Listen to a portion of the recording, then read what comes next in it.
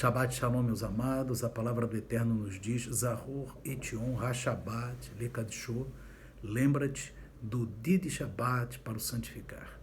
Queridos amados, nesta tarde de Shabbat, em que estamos examinando a Parashá Devarim, que quer dizer palavras, nós vamos examinar ali o texto da Torá, no livro de Devarim, capítulo 1, amém? E nós vamos ler ali no versículo 27, lembrando que o livro de Devarim, que é Deuteronômio, Deuteronômio 1, 27, o livro de Deuteronômio trata dos discursos de Moisés, é como se fosse um resumo da Torá, por isso que ele é chamado uma repetição da Torá, Mishneh Torá, amém?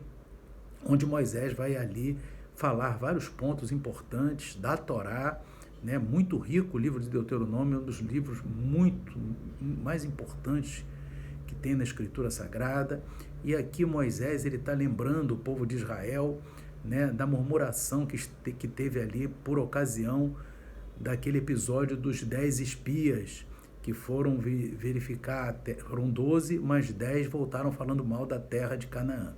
E aqui no versículo 27, Moisés diz assim: E murmurastes nas vossas tendas e dissestes, porquanto o Eterno nos odeia, nos tirou da terra do Egito para nos entregar nas mãos dos amorreus para destruir-nos. Veja bem, meus amados, o povo ali estava dando ouvido àqueles 10 espias que falaram mal da terra e começaram, meus irmãos, a se influenciar negativamente, de tal forma, meus queridos, que ali eles chegaram até imaginar, depois de verem tantos os sinais que o Eterno fez por eles, pelo nosso povo, queridos, que isso aí não é só do povo de Israel, é a natureza humana, amém? Mas mesmo assim, eles murmuraram nas suas tendas e disseram que o Eterno os odiava. Como que o Eterno os odiava se o Eterno cuidou deles até ali?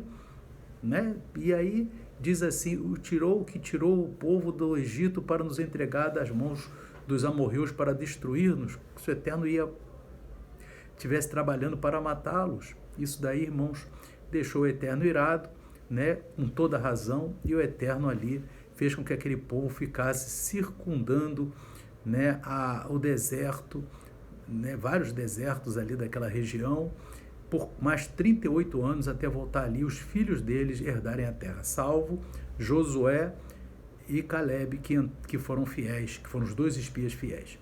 E nós vemos aqui, irmãos, o ensino da Torá sobre o reclamão, aquela pessoa que reclama.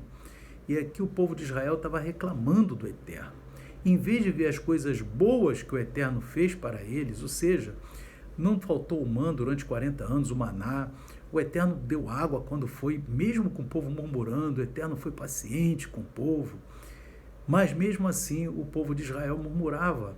E ali, irmãos, em vez de ver o lado bom da coisa, via o lado mau. Irmãos? Em vez de ver o copo meio cheio, olhava o copo meio vazio. Então, irmãos, é isso daí, irmãos, é o ensino da Torá, que nós devemos sempre ver o lado bom das coisas, o lado positivo das coisas, e não o lado negativo, porque o Eterno sempre faz algo, irmãos, para abençoar, irmãos, para nos abençoar, para nos ensinar a ver as coisas positivas, e exatamente não desagradar o Eterno, porque certamente o Eterno está no controle de todas as coisas, amém? Por isso, meus irmãos, essa leitura de Shabbat hoje, que é a Parashá Devarim, a Parashá Devarim, nos ensina claramente, meus irmãos, sobre esse fato importante, sobre esse momento importante,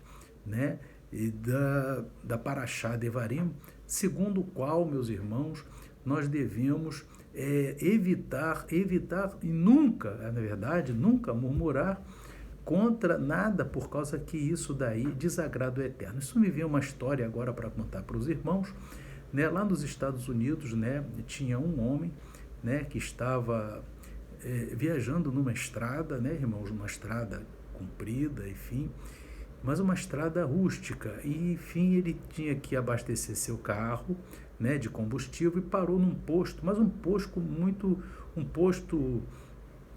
de combustíveis, mas um posto muito rústico, ou seja, não tinha nem teto o posto, né? E estava uma tempestade naquele momento e veio o frentista lá de dentro, né, irmãos, abastecer aquele carro daquele homem.